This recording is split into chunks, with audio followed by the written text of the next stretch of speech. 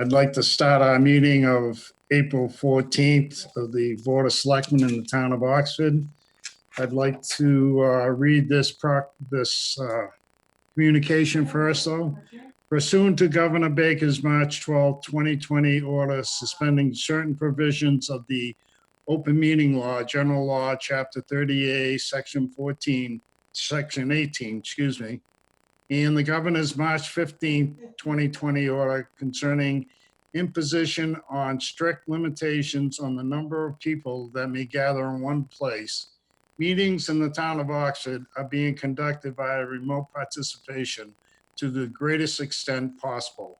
No in-person attendance of members of the public will be permitted, but every effort will be made to ensure that the public can adequately access the proceedings as provided for in the order. And before we really get started, like I did at our last meeting, I'd like to take a moment of silence or prayer to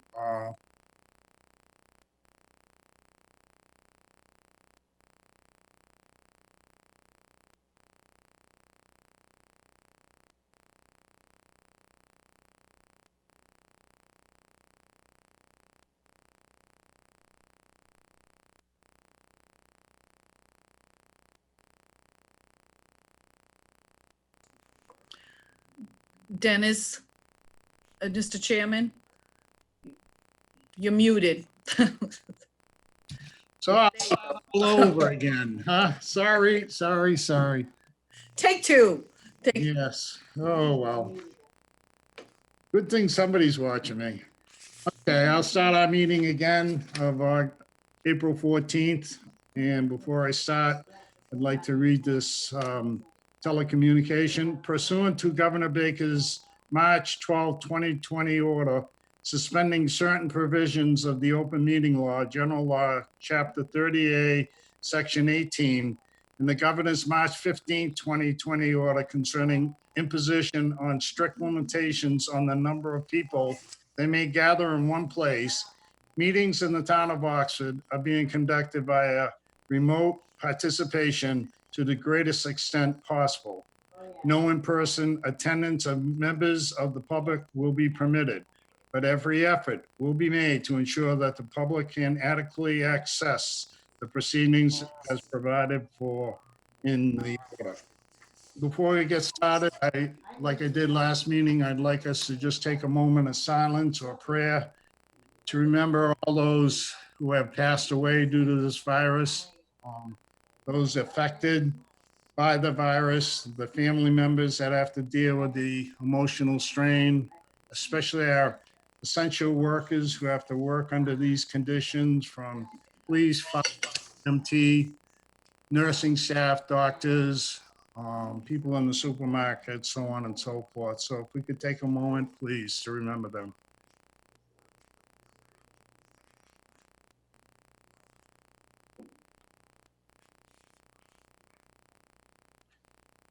All right, thank you.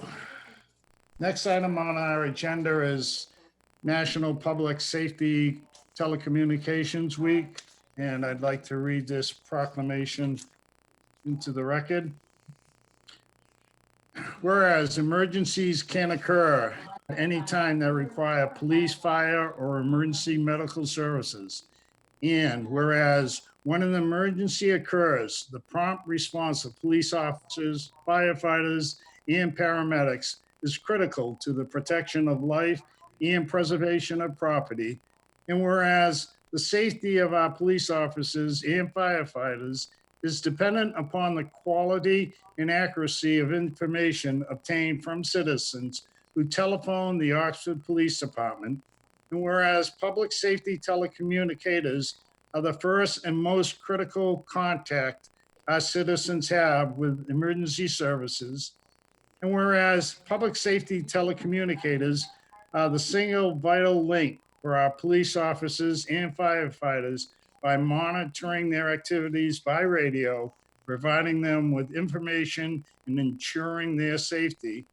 And whereas the public safety telecommunicators of the town of Oxford have contributed substantially to the apprehension of criminals, suppression of fires, and treatment of patients.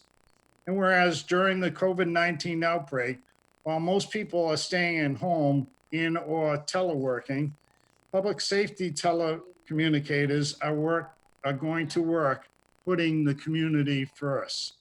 Whereas each of the Oxford's dispatchers has exhibited compassion, understanding, and professionalism during their performance of their job in the past year.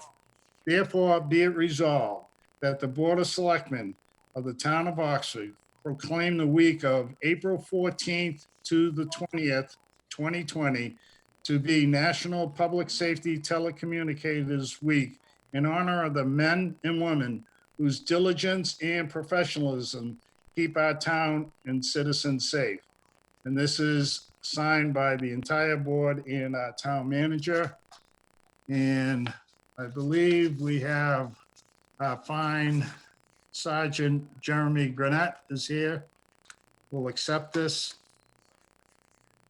Mr. Chairman, ladies and gentlemen of the board, Town Manager Callahan, thank you for the opportunity to say a few words for our communications department about this proclamation.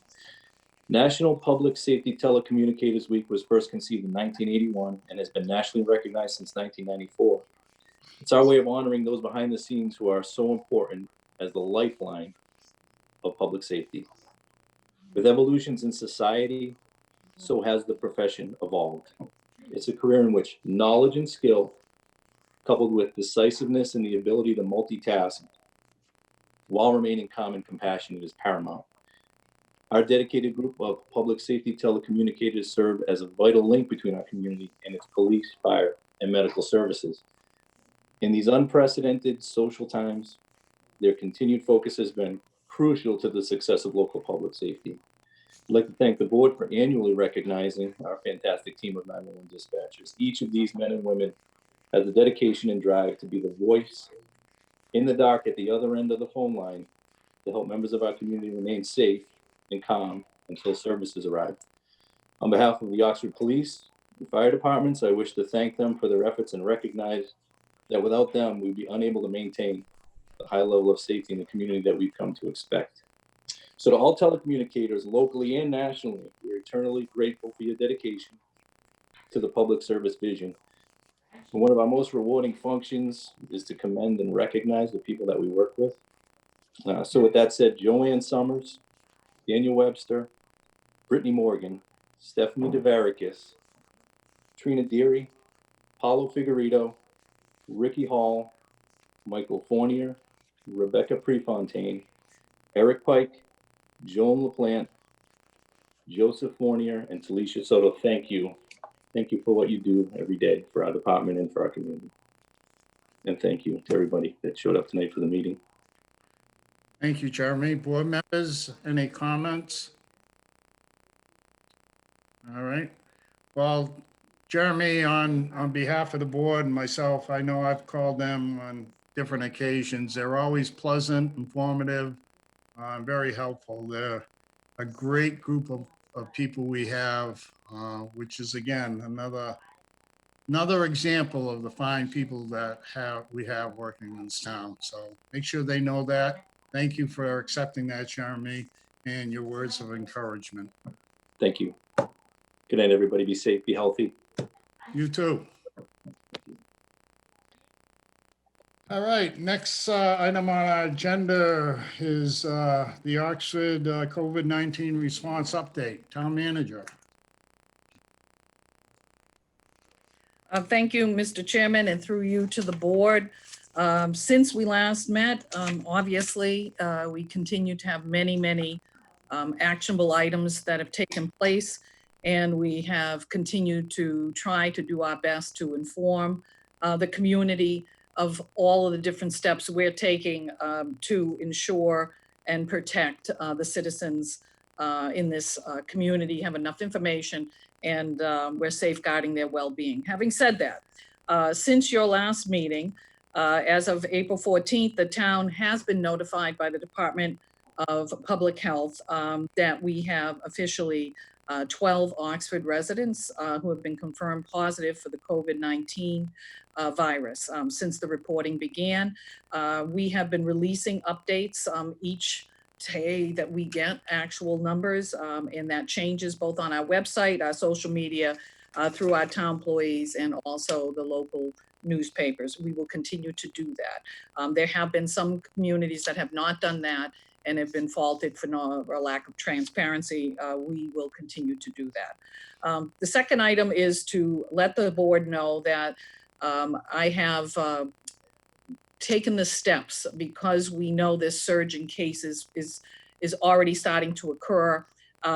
There has already been indications in other communities where there have been what we call hot centers that have developed even in the neighboring community of Millbury, where they have identified several dozen people within the last 48 hours. So in advance of that, we recognize we have one district public health nurse. I had informed the board that it was my intention to try to onboard and train additional nurses. We had 2 school nurses who had approached me, and a third one that just recently approached in the community to offer their assistance. In addition to their responsibilities as school nurses, they are advanced practice nurses. One of them is Amy Granette, and the other one is Kathleen Schumer. And both of these nurses have gone now through the MAVEN training. I petitioned the state for that. We also, after their training, they are meeting with the district public health nurse, and they will be responsible for looking at and following up and doing visits if needed to homes within the town of Oxford, as well as the town of Dudley. I've been approached since our Board of Health agent works for both Oxford and Dudley. The town administrator in Dudley had reached out to me and asked if it was possible, and he was going to go before his board, and he already has, about entering into an intermunicipal agreement during this COVID pandemic, in which the 2 nurses here and a third nurse in Dudley would work together with our district public health nurse in being able to more adequately follow up and give due attention to the citizens in both of these communities. So tonight, I would ask this board to authorize the town manager, myself, to enter into an intermunicipal agreement. Again, this is related to the COVID-19. We don't anticipate this to go on forever, but it would be an intermunicipal agreement where all 3 nurses would work in conjunction with the district public health nurse to help alleviate both the burden in terms of the number of cases they're receiving, as well as enhance the actual follow-up and disease tracing that is going to continue to be necessary. All right. And I would move to authorize the town manager to enter into a intermunicipal agreement for COVID-19 public health nursing services with the town of Dudley. Second. I have a motion and a second. Any comments? Then seeing none, I will call for a vote. Yes. Yes. Yes. Yes. And I'll vote yes. That's 5 in the affirmative. We approve that agreement. Thank you. Town manager. Thank you, Mr. Chair, and I will share that as soon as it's finalized. We anticipate that will happen tomorrow, so we can onboard them all together. The next item is to broadly talk about the municipal relief legislation that had been authorized at the state level by the Baker-Polito administration in earlier April. As you know, we have already taken a number of actions related to the provisions provided in that municipal relief legislation, including extending our local tax deadlines to June 1st with waiving penalties and interest for late payments. Also, the legislation is providing towns further flexibility about town meetings and also our town elections, and we're going to discuss that in a moment. There are some other things within this legislation that will allow us to continue our operations. And it also allows some extensions, temporary extensions that relate to statutory and regulatory guidelines, particularly with regards to permitting, renewals, and issuing permits through all boards, committees, and commissions. Having said that, the next item is to actually discuss, and I had said to this board that we would have a discussion about both the town election and the town meeting. So let's start with the town meeting. In your packets, you will see information that I've provided through KP Law that actually talks about the relief that many communities have the option of adopting. As you know, our upcoming town meeting by our charter would be the first Wednesday in May, which would be May 6th. The governor's actual declaration for emergency will continue to May 4th, and we anticipate that it will go beyond that. But at the moment, May 6th is very close to May 4th. And since we still have not peaked with our surge cases, I think we all can understand that it would behoove us to think very clearly about the fact that just to even conduct a town meeting the way that we would normally have it on the May 6th is not really feasible. My recommendation, based on both legal counsel's advice after talking with Mark Rich, there is a number of things that I want you to consider. One is that we would want legal counsel to be at a town meeting, and May 6th, I would be recommending that we not have the town meeting on that day. So we would need to make sure we can secure legal counsel to be there. I've consulted with Mark Rich, and a day in June, because we typically have our town meeting on a Wednesday, a lot of other communities have it on a Monday.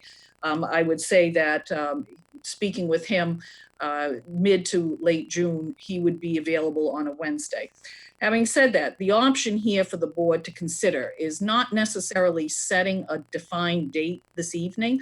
What's actually better for this board to do is to consider a target. Like I would consider, after talking with Mark Rich, that June 24th would give us enough time, particularly with trying to come out of this pandemic, and enough time to set up a town meeting, because we know it will look different than what we are traditionally used to. And we need to put a lot of energy into that. The town clerk does, myself, and the moderator, and many other departments, including our police and our board of registrars.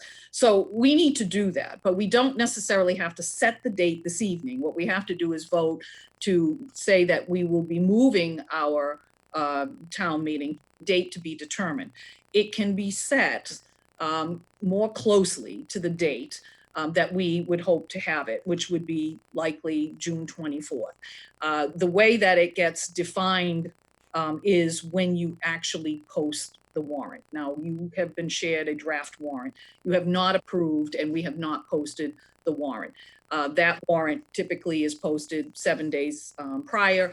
So we have enough time that any time before the 24th, once we post the warrant and say, this is the date we're having it, then that would be the date. So I would make the recommendation that, one, we not have it on May 6th. Two, that instead of picking the absolute date and having to move it again, even if it was another week, that we pick it to be a date determined with the knowledge that we're going to look at June 24th, so that we don't have to move it a second time. That is what a lot of communities are doing. They're saying they're taking the route to be determined, and they're moving it in the general direction that they're hoping to have it, with the understanding that once they post in the warrant for the town meeting, then that is the date that it will be accepted. So having said that, I think if we take that before we have the discussion about the town election, because the town election has some, similar caveats, and the town clerk can weigh into that too. I don't know, Lori, if you would like to add anything to my discussion about the town meeting in terms of what I've already stated. No, it's just the main thing right now is that the voter registration session that was scheduled for this Thursday will not be held. And once we know what the town meeting date is, we'll schedule a separate voter registration session just for that. Okay. And It has to happen a certain amount of time before the town meeting. It's 10 days before. Days. All right, board members, any comments? All right, then I would entertain a motion to move the town election date from May 6th to a to-be-determined date of hopefully not more than June, what, 24th? Mr. Chairman, can I just correct you? You said town Sure. elect, be town meeting. Town meeting. Oh, I said, Right. sorry, yes. No, that's okay. We're going to talk about the election now. Thank Yes, we're talking town meeting, yes. I make that motion. I second that motion. Sorry, I couldn't get it on. Right. Is there any discussion about that motion? Yes, Yes, John? yes. You're setting the date of the town meeting for the 24th. Is that the earliest or the latest that we can have the town meeting? So it's a great question. So we are looking to have the town meeting before June 30th because of the fact that even though there's municipal relief provided to communities relative to the financial obligations, and this board has already taken some actions for us to petition the Department of Revenue as we encounter unexpected expenses related to the actual pandemic. It doesn't, we don't want to go beyond June 30th because the only option that provides us with is going to a 1/12 budget.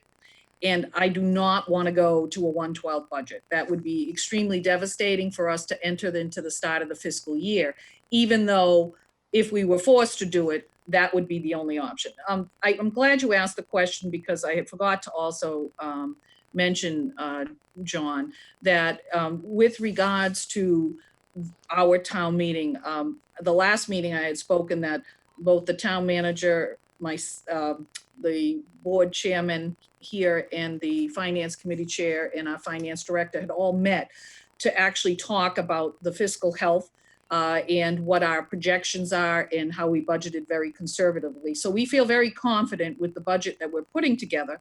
Although I do intend to make some revisions to that, but overall, we feel very good with the years being able to support the budget we had. So on April 8th and then also on April 13th, the capital hearing was held by the Finance Committee based on what we had put together as a capital plan for fiscal year 21 upcoming. And also the planning board met on their hearing warrant article related to large scale solar mounted facilities. So both of those have been done. So the only real thing that we would have to do is get closer to the date that we want to make sure we can have. So, you know, if we were to say we're shooting for June 17th and then trying June 24th, when I spoke with legal counsel, they felt June 24th was a better date. And the reason why we're picking that is it will probably marry up nicely with being able to host the election, maybe perhaps the following week, which is something we were going to discuss. But we definitely don't want to go beyond the 30th because that will be very difficult for us as a community to go to a 1/12 budget. Okay, you're saying that we're not going to have a date specific, but yet you're giving us the date of the 24th. My question to you, Madam Manager, is it possible by this motion that we could have it prior to June 24th? Can't hear you. Your mic. Can't hear the manager. Yeah, because I was muting myself. I apologize. Excellent question. Yes, you are only setting the motion to a date to be determined. That's why a lot of communities are doing this, because if things really improve quickly, we might decide, and if I can get legal counsel to come, we'll shoot maybe for the week before the 17th. That might give us a little bit of latitude. But again, the only considerations we have are being able to make sure that we have the 10-day, notice for the Board of Registrars, and then also the posting of the warrant. The posting of the warrant is what decides the date. So that is why they're giving the latitude to the communities to see where we're gonna be at, make the determination then. But I'm just throwing out the fact that I've kind of vetted with the town council for the 24th, but he did say if we really needed to have him on the 17th, he could make himself available. He just feels that with everything that's going on, that, if we can do it a little bit later, that we would be perhaps more sure. But it doesn't mean we cannot have it earlier, especially if things improve. And obviously, it would be another vote of the board to set that, because you'd be setting the actual warrant for the town meeting. Can I ask the town manager, town clerk, what effect this has on her posting of the warrant? This floating date? Okay. Boy, what's with the mute button today? So actually, this time, because we were anticipating that we might have to postpone both the town meeting and election, I had asked that the warrants be separated. So the election warrant will this time be separate from the town meeting warrant. So I'll end up having to hold two separate voter registration sessions where there are normally, it's one session for the two events, which is fine. I mean, not a lot of people show up for a town meeting voter registration anyway. Normally, the election is held, it has been traditionally held approximately 2 weeks from the date of the town meeting. Will that still be in play? I don't know if you want to get into that right now, because that's another part of this conversation is the postponement of the election and a potential date for that too. Okay, I'll hold it for further Okay. discussion. Okay. All right, board, Thanks for the clarification. yes, board members, any other comments? So just to reiterate, this motion was to cancel the May 6th date and set a date in the future, hopefully not longer than the June 24th date to have town meeting. Correct? Oh, yes, go ahead. No, I would change that motion, Mr. Chair. Oh, Just that you would not be holding town meeting on May 6th, but you would be voting to a date to be determined right. after setting the warrant, and that would be the vote. And we will obviously be talking about it. again. So I missed the warrant part of it. Correct? Yeah, don't make any dates into it. It would be date to be Oh. determined. Okay, That's all. all And right. can I just clarify one thing too, Mr. Chairman? Sure. We want to use the word postpone, because if we Okay. cancel, Oh, we all right, start. postpone. All right. See, that's why I got all you gurus here. So we're using the word postponed. Is that, we're postponing that town meeting to a future date to be determined. And the town warrant will be set up in accordance with that particular date, correct? Good. Okay, no other questions? Good, then I will call for a vote. Yes. Yes. Yes. Yes, And I'll vote yes. So that's 5 in the affirmative. We are postponing town meeting to a future date. Great, so let's talk about the election, town manager and Lori Kelly. Thank you. Both the town clerk and I and a number of other people have talked about the election. And the election is separate in terms of a warrant article, not a warrant article, an election warrant to be posted. You're right, Selectman Sad, that typically we have our town meeting on May 6th or the first Wednesday, and then we have that 2 weeks Tuesday is when we have the election. The election is not as time sensitive in terms of the notion of our budget and the like, but I still believe it should be as close to the town meeting as possible, because we also, aside from the regular local seats that would be up for election. We also are going to be discussing the placement of the road maintenance debt exclusion on the ballot as well. So both you will see in a memorandum, there are a couple of considerations, and I know that Lori Kelly can address that. I know one of the first considerations that she has asked for is that we give that 20-day notice for the preparation of the actual election warrant. And also we want to be able to advertise the fact that we are going to host the election on a particular date. The other thing that Lori, I think, wants to talk about is the fact that the schools themselves, we would like to host an election when the schools are not in session, particularly as we're coming hopefully out of this pandemic. And you can see in the memorandum that she sent that the superintendent announced after she sent the memorandum, it was kind of funny, that it's the last day of school is going to be now June 15th, and they're canceling the April vacation. So if we choose a date beyond the 15th, if we were to have the town meeting either on the 17th or the 24th, it's conceivable we could have the town election on the actual last Tuesday, which is the 30th. Lori, I know I've stolen a little bit of your thunder just to kind of reiterate what was contained in here, but you have some other considerations as town clerk that I know you want to share with me.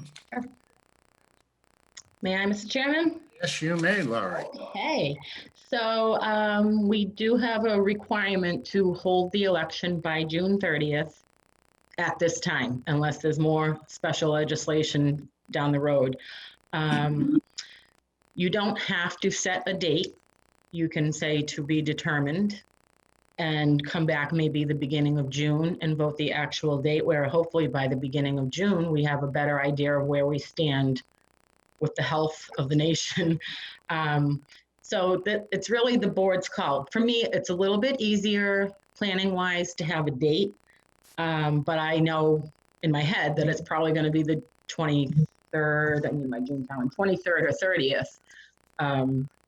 So it just gives us a little bit of help with planning. So I just want to give you a little bit of background about what some of this legislation included.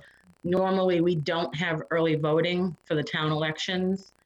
This legislation allows us to do early voting by mail, not in person.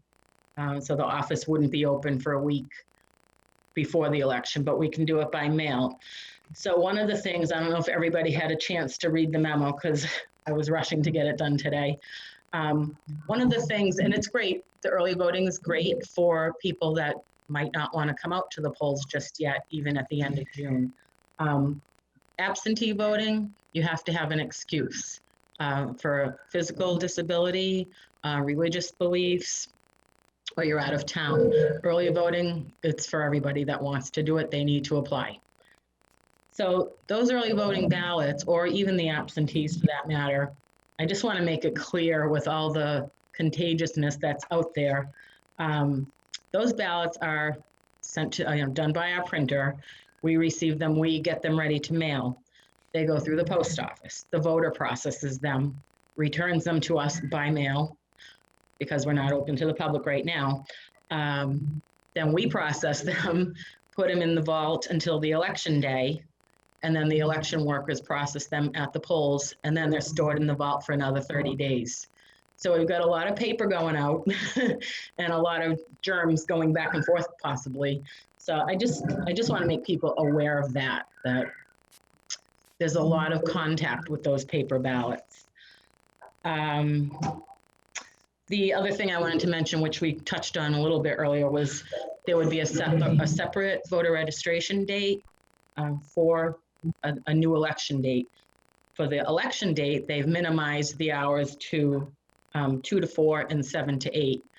People can vote, register rather, online. They can, if they don't opt out at the registry, they're automatically a voter. So it's pretty easy to register to vote. Unfortunately, they didn't include that language for voter registration for a postponed town meeting, but that's neither here nor there.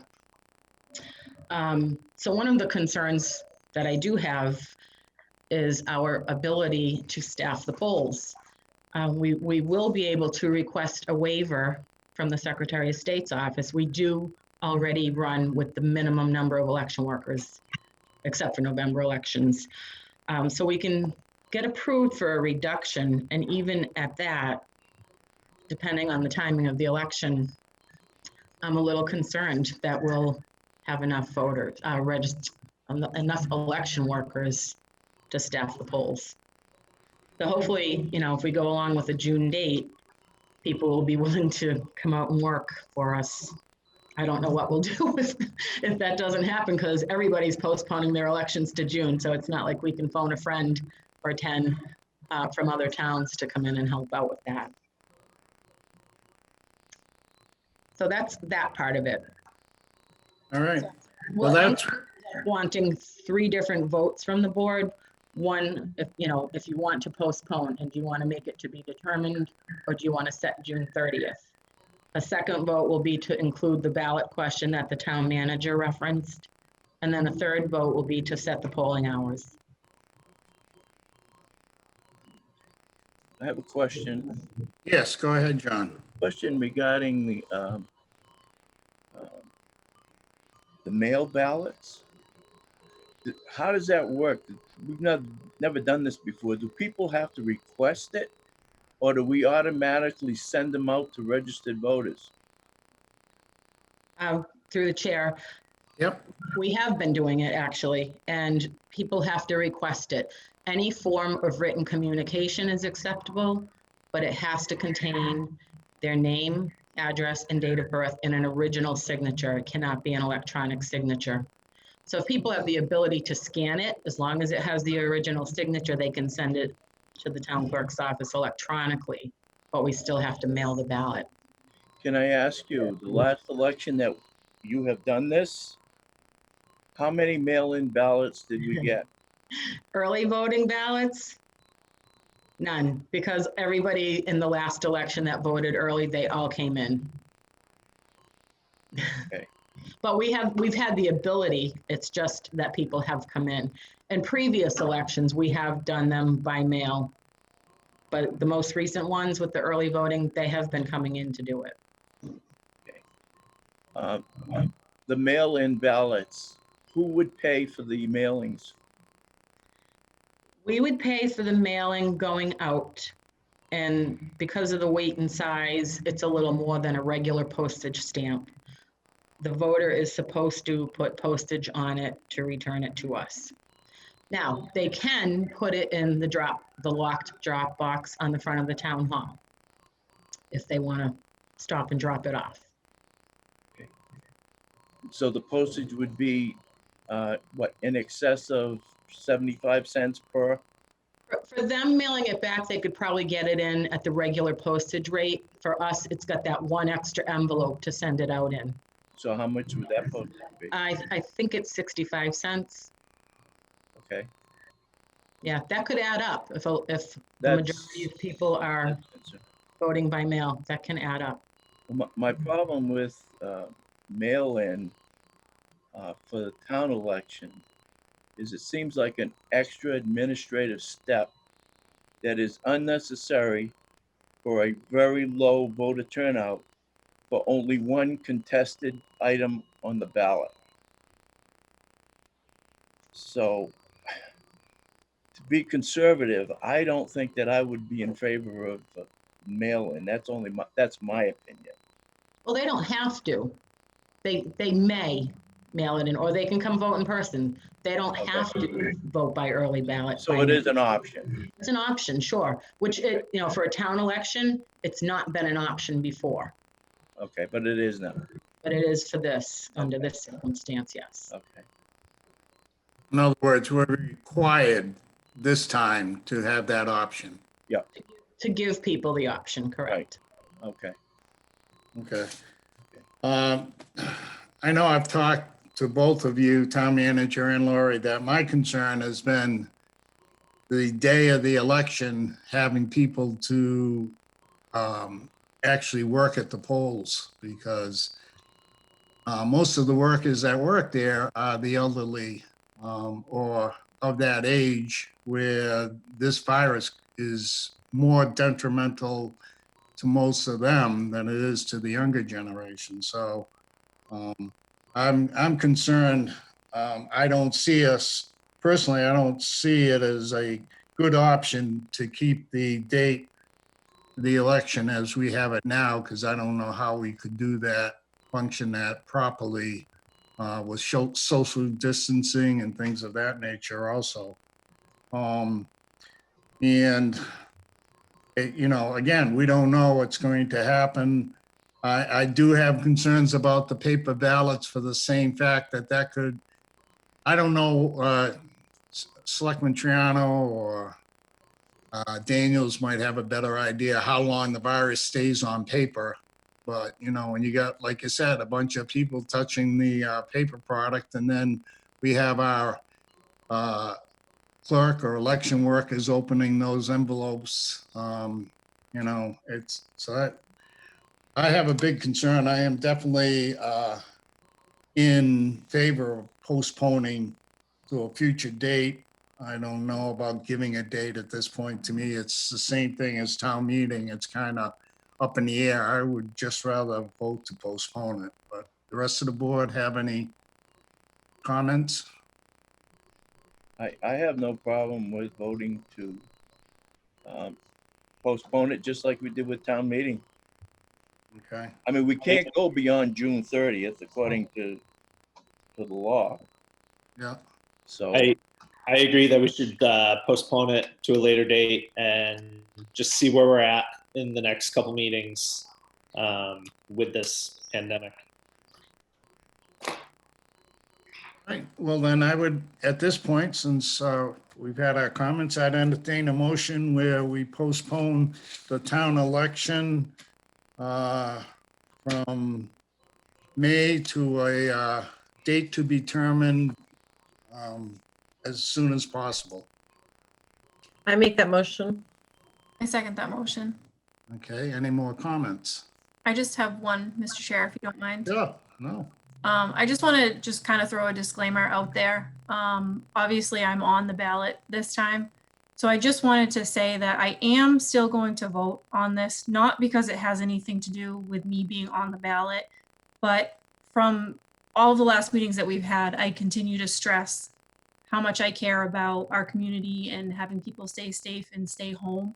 So my voting in favor of this is going to be solely for the purpose of continuing to keep our community safe and having absolutely nothing to do with the fact that I'm on the ballot. okay, very good. So noted. All right, any more comments? Then I will call for a vote. Yes. Yes? Yes. yes, And I'll vote yes. 5 in the affirmative. We will postpone the town election to a future date to be determined. All right, so that goes on to the next item about the ballot question.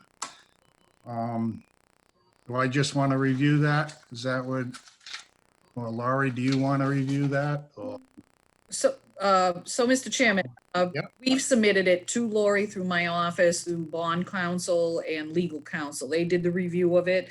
This is relative to the presentation that our Director of DPW has given to this board about seeking a borrowing option as a debt exclusion for purely fixing up our roads over a 15-year period in stages of borrowing would be 5 years, 5 years, and 5 years. So in order to do that, regardless of what we do at town meeting, we would need to, because of the timing, actually also put it on the ballot at this time. Typically, you like to have a meeting at town meeting with the same debt exclusion and get it passed there. And then if you had the luxury of being able to place it on a warrant afterwards for an election, you would do so. But this doesn't necessarily prevent one from being voted on positively and one being voted on negatively. In fact, regardless of what happens at town meeting, you can go forward with it being on the election ballot. It could be, could fail at town meeting, be successful at the ballot box, and then we would come back maybe in the fall town meeting and revisit it again as a town meeting article. So it doesn't prevent us from actually doing anything other than meeting the actual guidelines for having submitted the ballot question to the clerk as of today so that it can go on the official ballot, which goes to printing on Thursday. Question Yes, go ahead, John. to the manager. Obviously, the town meeting is before the ballot question is on the ballot at the election. If that question passes at town meeting, then there should be no question. The final say would take place on the ballot. However, if it gets turned down at town meeting and it gets accepted on the ballot, does it fail? No, the town can bring it up at a subsequent town meeting because the vote is valid at the ballot box. And it doesn't preclude the town from revisiting the actual vote at a town meeting so that you eventually either have concurrence or not. So if say it goes to another town meeting and it fails, then all you have is the one vote and that's not enough. Okay, You still need the two votes. It's just a matter of, yes, you like one to happen before the other, but it's not necessarily that way in every community. And there are many indications where something's been successful on a ballot, not successful at a town meeting. And then it's brought up again at another town meeting. And then once the two concur, then you can go forward with it. It's unusual that we're in this predicament because you know, the ballot has to be set, you know, prior because basically the special relief legislation, unlike town meeting, is asking clerks to basically pause the election process, not necessarily the printing of the ballots. You can postpone it to a date to be determined, but all the other things that Lori Kelly has specified in the memorandum she circulated still are to be adhered to. And so we're trying to adhere to it and not miss the opportunity and have to revisit it even further and later out. so the ballot vote is good regardless. Yes. All right. Thank you. Any other questions in regards to putting this on the ballot? Not hearing none, then I'd entertain a motion that we notify the town clerk to include this question on our ballot. I make that motion? I second that motion. Then I call for a vote. Yes? Yes.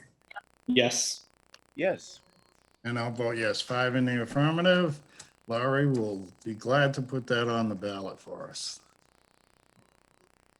All right, now, the third thing is setting our poll hours for the election. Normally, we do what, Laurie? And what For prefer- a town election, we normally do 8 a.m. to 8 p.m. Mhm. Now, again, because you didn't have to choose the election date tonight, you don't have to set the hours tonight. So you might want to just think about it a little bit. You know, we do have a contest and we do have a ballot question. So it may, you know, spike some curiosity in people coming out to vote or voting by mail. You know, my initial recommendation would be to reduce the hours. The minimum number of hours is 4 hours. The latest, sorry, that the polls can open is noon, and they have to close by 8 p.m. So if you want to just consider that between now and the time you vote to set the election date, you know, that's fine. I think that's a good call. I don't know what the other members of the board feel, but maybe we should wait on the hours and see how things go and where we stand. I'm in agreement with that. Okay. All right. If that's the case, then we will leave that to a future decision. Can I just point out one thing about the ballots too, Mr. Chairman, please? Sure, please do. So because we're going to order our ballot, Thursday is the deadline to withdraw, for candidates to withdraw their nomination. And that's the day, right after 5 o'clock, I order the ballots. So because the ballots are being ordered, and they need to be, the date that will appear on the ballots will be May 19th, and that's fine. We already have a list of absentee voters that have applied for ballots. So as soon as we get those ballots back, we have to get them mailed out. But I just wanted to make you aware that it will say May 19th on them. And also, just a point of information too, on the town meeting warrant, just because we're extending town meeting does not extend any dates. The warrant is closed, just so people are aware that, you know, no new articles can be submitted for inclusion on that town meeting warrant. Oh, one more thing too. Believe it or not, it falls to the chief of police, but he will have to, and I can work with him on it. He will have to notify the Attorney General's office of the vote to postpone the town meeting, because all of the zoning articles that, when they're approved, I end up sending them to the Attorney General's office to approve. Those all have very specific trigger dates from the time the Board of Selectmen sends it to the planning board to have a hearing, the time the hearing is held, the number of times it's advertised. So if we didn't, I don't know why it goes to the chief, but if we didn't notify the Attorney General that this town meeting is being postponed, they'd be wondering why, you know, all of those dates are way back in April, and I'm not certifying the town meeting until sometime in June, maybe even July at this point. So I can work with the chief on that, but just so you're aware, we do have to send out a notification to the agent. Okay, and there's no problem with having the May 19th date on the ballots, correct? No, that's fine. Yeah, okay. The towns that have earlier elections, you know, they already had their ballots printed in-house. And I think that's why they just decided they're not going to have everybody reprint ballots. I mean, at least ours is mid-May. Some towns have March and April elections. Now, Lori, you mentioned that those ballots have already been put out to be printed? Thursday, I'll send them to be printed. Oh, you haven't sent them yet, so Oh, you no. question on the ballot then, okay. Yep, it'll be in there. Misunderstood you. That's okay. Thank you. All right. Great. Town manager, I guess we're ready for you to continue. Okay. Thank you, Lori, for all of your input. I think it was very helpful. The next item is to inform the board that since the last time we met, you will find in your packets a letter that I wrote in support of the Central Mass Regional Planning Commission, which had been charged with a very unusual task in the middle of a pandemic. And that was to actually provide a regional approach for needs assessment, surveying, and regional public health outreach, of which they did do, and have enabled us to be able to get not one, but 2 Board of Health grants that I submitted to the actual state through the Central Mass Regional Planning for the amount of $20,000. Actually, in my update is to tell you that we received another $10,000 with the modified grant proposal I put in. That's one of the places we're going to be drawing additional support for our Board of Health agent and onboarding of these new nurses for tracer surveillance and contact surveillance. So as you can see in your packet, they were very grateful because they were trying to petition in order for us to receive 100%, all the communities that were in Worcester County to receive the maximum amount, and in our case, it was 10,000 and 10,000.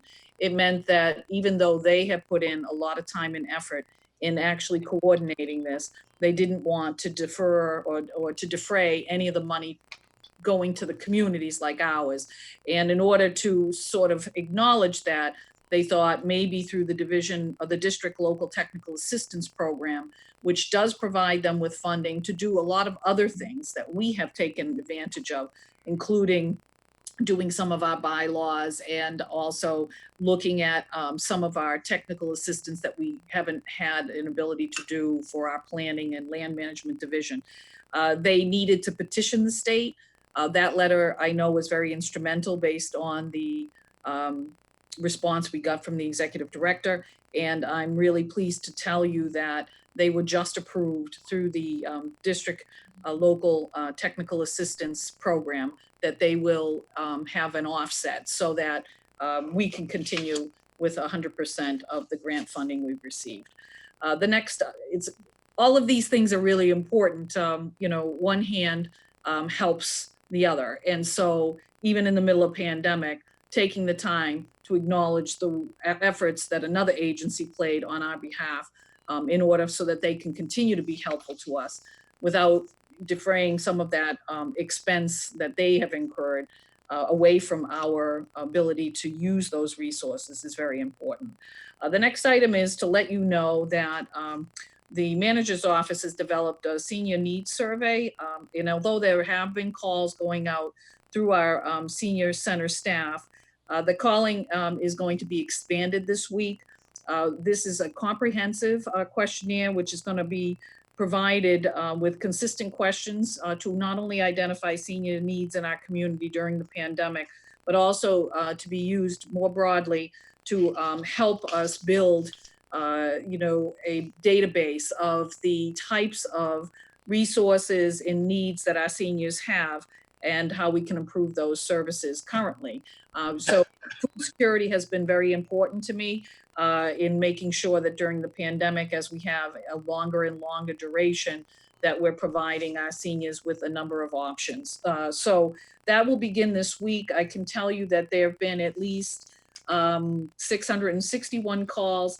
But just to give you an idea, over the age of 70, we have at least 1,500 seniors in that category. And obviously at age 65 and above, that number escalates. So we need to actually do even more. And so I will be leveraging some staff. As you know, I sent you a staff change in staffing plan at the very beginning of the pandemic.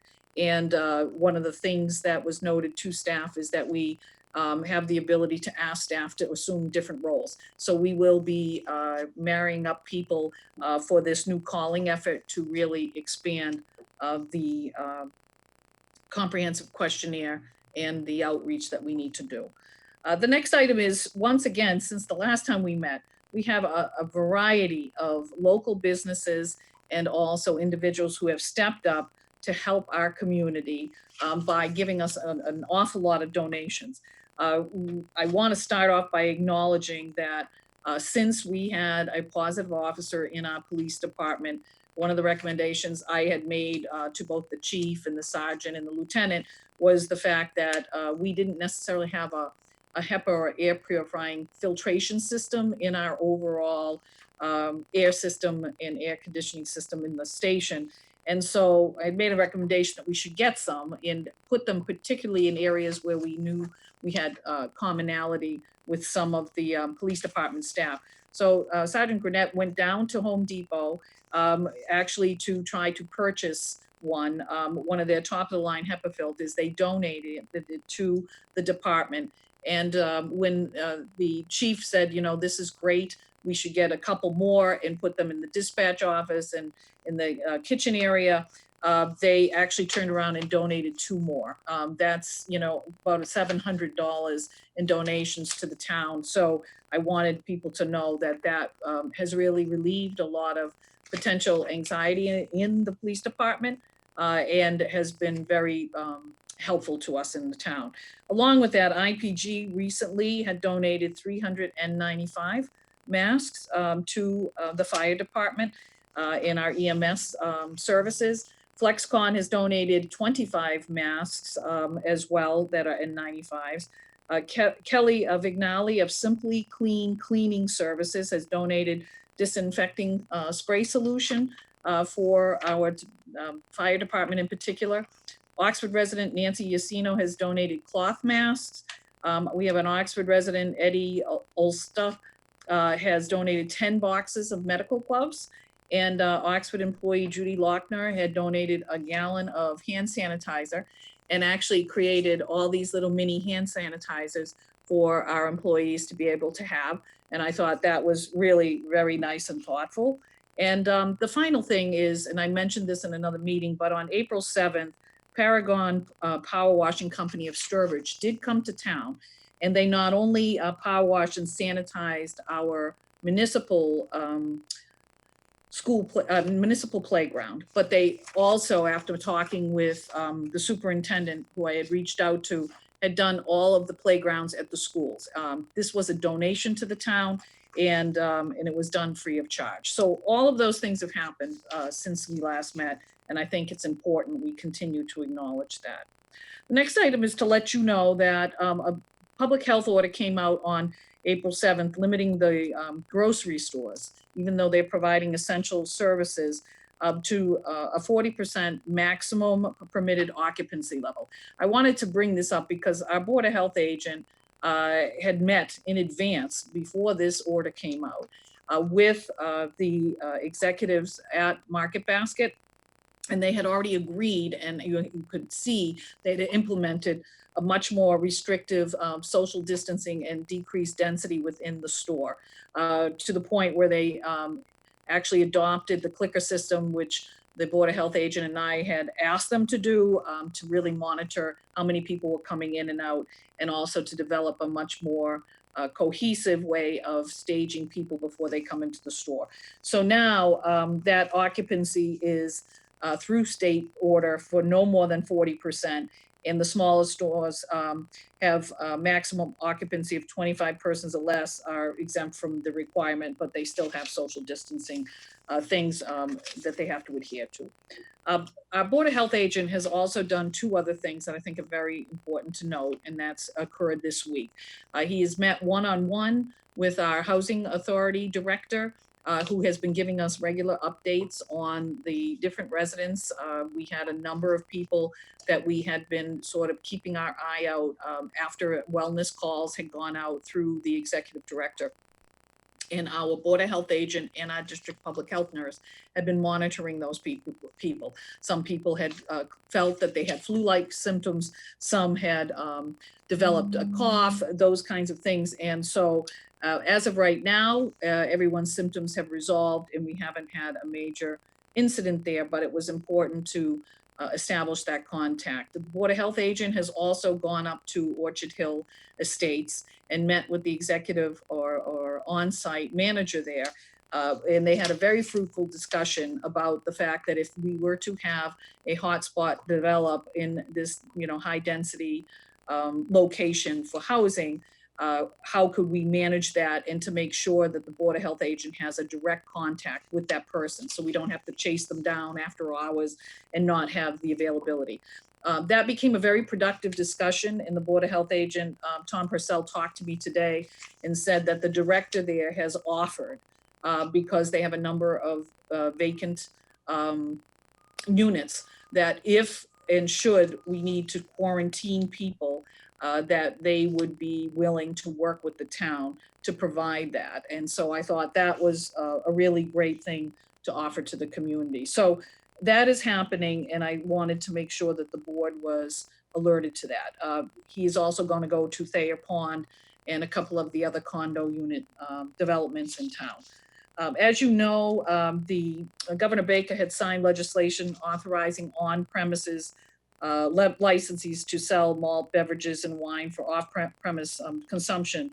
And then once again, there had to be sort of clarification about that, and that sales were limited in terms of the amount of ounces, and people can actually have those sales by picking up and taking out order by curbside or by delivery. The next item is very important, and that is the Secretary of Administration and Finance and the Ways and Means Committee and both the House and Senate were supposed to have a hearing last week. They had technical difficulties. They did not hold it, but they held it today. And so I've been in touch with legislators, and I've also been in touch with members of the Treasurer's Office. The overall receipts for, or the collections related to lottery, which drives our local funding, have really taken a significant hit. They are now looking at the fact that if we had online, lottery, we might not have taken such a significant hit, and the treasurer had talked about that in the public hearing. There's a lot of discussion about the recovery and what that will mean. They talked about several different actual curves. They talked about a bell curve that slowly we will get back to normal over a period of time. They talked about a real peak and valley that will return much more quickly. And they also talked about a W where, you know, we start on the way to recovery, have a relapse of cases, fall back with declining collections in the state. Right now, there is no discussion of 9C cuts, even though collections have fallen for the end of this fiscal year for the state. And there has been no sign that the governor is going to do that. They do think there is going to be a revision in the revenue consensus figure, which is what we built our budget on. But they also think that there will be an effort on behalf of the legislators, whether it's supporting that reduced revenue consensus figure for local aid, using the rainy day fund or using some other mechanism. So there's going to be a commitment and a concerted effort by the Mass Municipal Association and all legislators to try to hold the communities harmless during this period for the end of this fiscal year and going into next fiscal year, even if they have to make an adjustment to the revenue consensus figure. So it will be a different budget that they'll be entertaining in the House and Senate. More than likely, there'll be a stripped down budget where a lot of legislative earmarks and the like won't be making it through the process, but a lot of attention will be to make sure that the town's major sources of funding from the state and Chapter 70, Chapter 90, and unrestricted aid will continue. So I wanted to give you that update because I think it's very important. The Board of Health has had several meetings. One of the things that they wanted to do is increase communications and outreach. And to that end, recently the Board of Health has started to put up a number of signs, yard signs you will see across town, which actually reinforce the preventive measures for the pandemic. And we appreciate the fact that they're doing that and reinforcing our public health message overall. The next item is to let you know that one of our major players in town for offering camp services to children with diabetes, Executive Director Lynn Butler has been in touch with me to notify me that the Barton Center for Diabetic Education has decided that they will be closed for the entire summer for their camps. They went back and forth about whether they should open. They have more than 800 campers that go through in a summer. And so they felt it was more important to safeguard an immunocompromised population. And she wanted us to know that. But secondarily, she also wanted to inform me that should the town need the camping sites and or the facilities for any reason during the pandemic, that we have to just notify her, and she will be very helpful in being able to provide us with access. So I thought that was also a very strong indication of the kind of support we have in the community, and the board needs to know that. The next item I wanted to again just reiterate that we did have our second round grant successfully applied for, submitted, and received the $10,000 for our Board of Health measures. Also, it's very important that the board know that the police department, North Fire Station, and fire headquarters, even though I've submitted this to you by email, it came up in a public meeting. There was a lot of concern on the part of this board, and it has been from the administration, that we did not have temporal thermometers. There was an outreach that went to the school. The school nursing departments actually had 3 available. And so now at each one of those sites, we have access to a temporal thermometer. We do have orders that are already in the queue for additional ones. And there does seem to be funding that is going to go through the Department of Fire Services for additional temporal thermometers. So that's the great news, having formed some partnership that we were able to at least secure those for the time being. Chief Sad also wanted to make sure that this board and the community knows that we took a lot of steps to really look at what we needed to do to ensure our police department would continue on, even with a positive confirmation of an officer. To that end, I want to just continue to praise the chief and all the staff for stepping up to continue to work and to also identify ways in which we could help alleviate concerns about people either becoming infected or possibly already being infected. There was a concerted effort on the part of myself and the chief reaching out to a number of healthcare facilities. To date, 15 officers have been tested for COVID, and all 15 have tested negative. And so that's a great sigh of relief on our part to have that happen. And the officer continues to improve at home.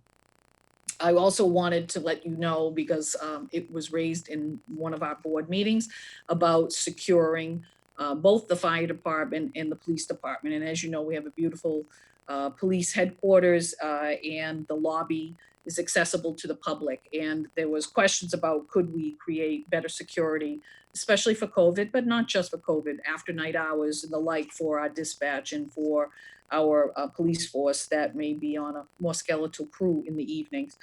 The chief informed me today that as of 1500 hours, that the intercom buzz-in system has been put into place. And now both residents and anybody who's coming to the building would actually be able to communicate through this prior to accessing the building or being granted access. So that's another safety measure that has been put into place. And I know the chief is relieved, and so am I, that that has happened. The next item is to let you know that we recently have brought on the appointment of a new chaplain for the fire department, Chaplain Andrew Giorellis. And Chaplain Giorellis has an extensive experience in emergency communications as an emergency communications specialist, emergency medical dispatcher, an EMT, and CMED supervisor. Most importantly, holds a master's degree in theological studies from the Holy Cross Greek Orthodox School of Theology. He had reached out to our department, and specifically the fire chief, about making himself very readily available to our first responders and their families for any kind of emotional support, concern, or spiritual questions they may feel that need to be addressed day or night. And I have included both an outreach letter that he has written and a letter that I had circulated to the fire department. And I know that you guys have been in receipt of that. The school department, you already know that the June 15th is now going to be the last day versus June 19th. Also that we're coming to the end of my report, and I keep being mindful of all the things we're doing in terms of social media, in terms of outreach to the public, in terms of outreach to newspapers and area websites to get our message across. And every time I meet with you, I recognize that you have very important information and very heartfelt sentiments that you want to convey to the townspeople. And I think that those kinds of comments in your leadership is very, very important. And I recognize that in a remote setting, everything has been sort of turned upside down on its head. I wanted more townspeople to hear from you. I wanted them to understand what your collective voices have meant to the administration and the management of this town as we go forward. And I thought it was really important that, aside from signs that we put up and all of these updates that we provide, that we also look to make sure that the townspeople have heard your voices. And so tonight, I'm pleased to present to you an important public service message that I have crafted with our social media point person and also our videographer. And this is a message from the Oxford Board of Selectmen that you haven't seen, but it's all your words and then some. And I'm going to let Emily actually play it, and so you get to see it. And I'm hoping that we can circulate it to a variety of different websites and social media platforms so that the community can understand your voices.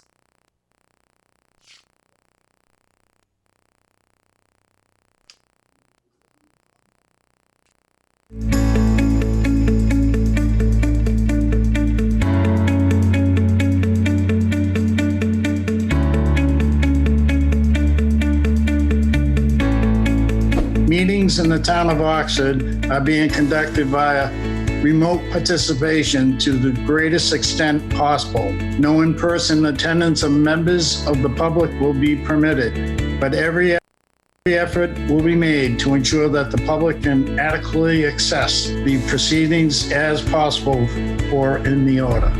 A huge heartfelt thank you to Chief McDonald, Chief Sad, and all of our first responders for the amazing efforts that you're putting forth right now, continuing to put yourselves out there and doing the jobs that you're doing. And please let your departments know how appreciative we are. Thank you to our town manager, who is also staying on top of it and working tirelessly to make sure that we are informed as much as possible. Kudos to schools for putting together all those meals and making sure the kids are still getting their meals. Shout out to the library for them doing all of the technology-based outreach to the public, doing their book readings and stuff like that. Wanted to thank the local people and the businesses that have been donating the PPE to our first responders. That's huge thank you for that. It's the businesses that are donating the equipment that are making it easier for us to make sure that the first responders have the equipment that they need to stay safe and continue responding on these calls. You know, a lot of us have said for years that we're very fortunate in town. We've got some great people working here, and I think this is a primary example of that,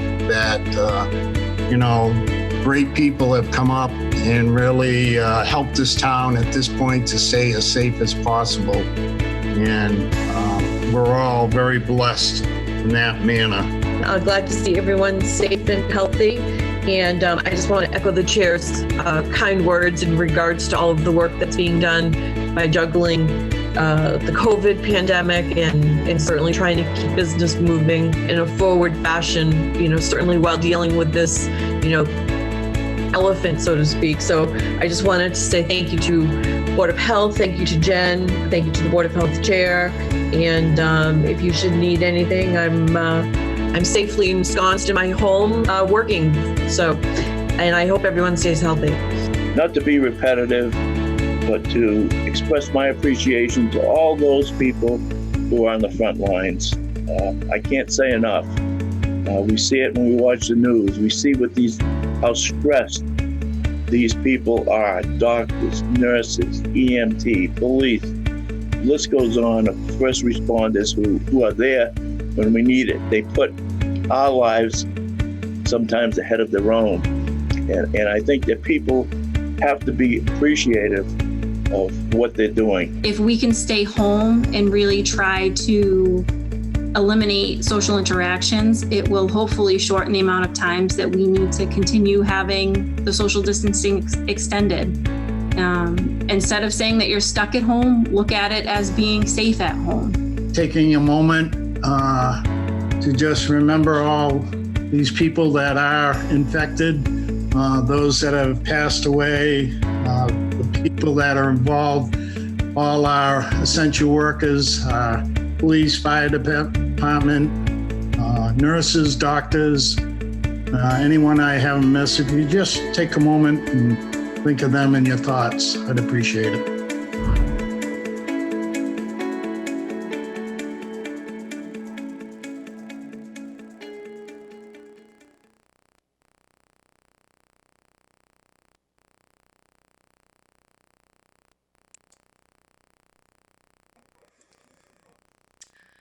Thank you, Mr. Chairman. I wanted that to be seen by you. And I know there was a little delay, but when you watch it on a regular thing, when it's posted, there's no delay. So I thought it was very fitting, and I think it will be a very positive, collective effort to continue to reinforce the messages here in town. That is the conclusion of my COVID update at this moment. Well, thank you very much, Town Manager. That was very nice to see that, and very good update. You know, I think we all need this to stay abreast of what's going on. All right, next item on our agenda is our Town Manager's evaluation. Every year we evaluate the manager and determine how well that person has done over the past year in regards to each one of us. So we usually go right through this individually. So doing that, I will start with Selectman LeBlanc. Hello, Cheryl. Good evening, Mr. Chair. A quick question for you on the evaluations. Normally do you want us, we should be turning these into the Board of Selectmen office, correct? Well, at some point we have to, yes, you're supposed to sign it, and yes. So I would think We you can could sign these and put them in the Dropbox at the town hall. You know, That's a good idea. Yep. Okay. So in terms of, I'll just do the summary page. I marked the town manager as, these were my comments. Town manager Callahan is a strong leader. She entered in Oxford at a period of time where her leadership skills were needed. She has succeeded in righting the ship. She also has used her considerable contacts within the Commonwealth to benefit the town of Oxford. It is my professional opinion as a member of the Oxford Board of Selectmen for a second term, provide a satisfactory rating. At this time, I would encourage the town manager to continue to be communicative to her Board of Selectmen, transparent and accountable to her actions and decision-making. Jen, I know that this has been a challenging year. No one certainly asked for a pandemic to come in the midst of all of this, but I think you've managed remarkably under the circumstances, and I'd like to thank you for your service. I'm all set, Mr. Chairman. great. Cheryl, do you have a score? So we can. Oh, yes, I forgot about that. Yes, bear with me here. Yep. I was satisfactory and I had a 76. 76. Okay, very good. Thank you very much. Thank you. Selectman Triano. Okay, I think we got it now. It's quite the trying time for the town manager at this moment as well. So before I even do the evaluation, I just want to again say thank you for all of the continued hard work, because if anything is going to be a test to the ability to be a superior town manager, this is it. And you have far exceeded, I think, our expectations on how to handle this pandemic. That being said, my comments on my summary page for the evaluation is Jen continues to be a beacon of light and a breath of fresh air to the town of Oxford. Jen is motivated, driven, and determined to do what she feels is best for the town. As a town, we have grown and prospered over the last year. There's no better person to have at the helm during this pandemic and whatever else can be thrown this way. The town manager often burns the candle at both ends because she's so dedicated to the town, and her dedication does not go unnoticed. Overall, my evaluation score fell into the outstanding category at an 89. We can't hear you, Dennis. Excuse me, I missed that. What was your score? An 89. Thank you. Very good. So you're all set? Yes, sir. Thank you. Selectman Daniels, you're up next. Okay, good evening. Good evening. So this is a very interesting form. Before I start, I just want to recommend that maybe we look at this form in the future and, edit it a little bit. But off that, I just want to highlight a couple of the evaluation categories. In regards to the public services, one of the comments that I put, this is my first year. I'm learning as I go, and it seemed that throughout the year you touched on each branch within the public services, and it seemed that each one of those branches was definitely impacted by your leadership and advisement. I don't think any branch was left untouched, unmotivated to develop and grow. Within the summary, I just want to highlight one of the comments that I made is your ability to communicate, plan, delegate, and problem solve showcases you as a leader, which has led to the vast improvements this town has seen over the year. It is your motivation for your job and the pride in the town of Oxford that attributes to the high levels of performance and success that has taken place over the last year. For an overall score, I gave a 90 for the town manager. I think I don't have my ears in, so pardon me. What was your score again, Mike? My overall score was 90. 90. All right. Thank you very much. Sorry about that. Okay. Selectman Sad.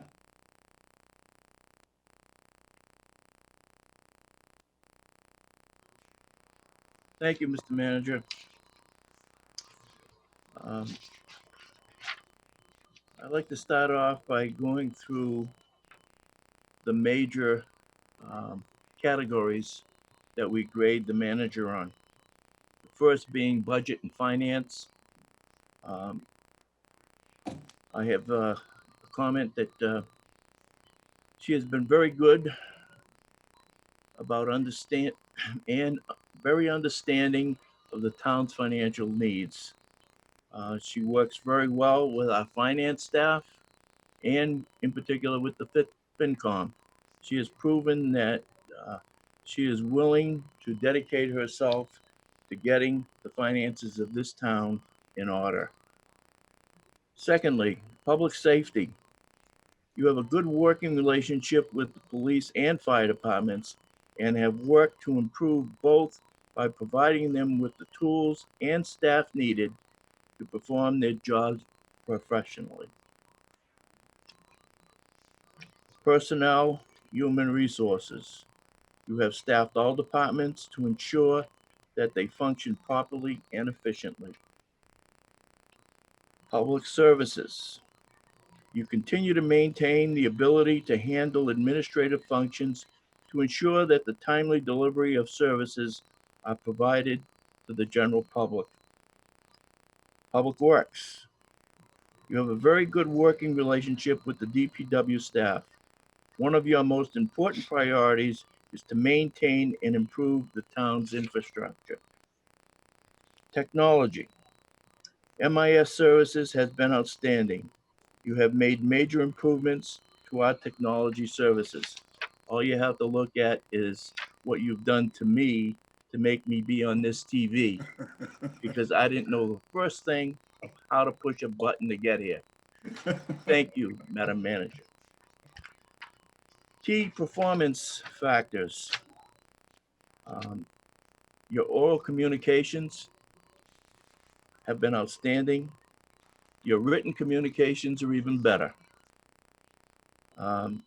Staffing, you've ensured that the proper staffing is in place to ensure that the proper delivery of services is complete.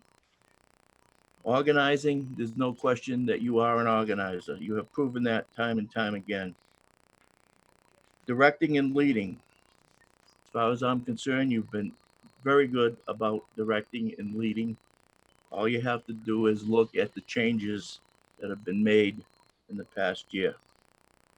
Problem solving and decision making, outstanding. I think you've been there and you're right in the forefront whenever we need something to be done and handled efficiently. As far as the summary sheet is concerned, I will give you what my overall rating and comments are. Now that you've been in the position of town manager for a while, you have adjusted very well and appear to be comfortable in your position. You have a good working knowledge of town departments and have an understanding of what their needs are. You have kept the Board of Selectmen informed and updated on what is important to the board and have demonstrated a willingness to work effectively with them. You have shown your ability to lead, organize, and as demonstrated by how you have coordinated with the Board of Health and emergency personnel during this COVID-19 pandemic. You have kept us well informed during this difficult time. My overall rating for you falls in the outstanding category. Out of a possible 100 points, I have issued you the point total of 91%.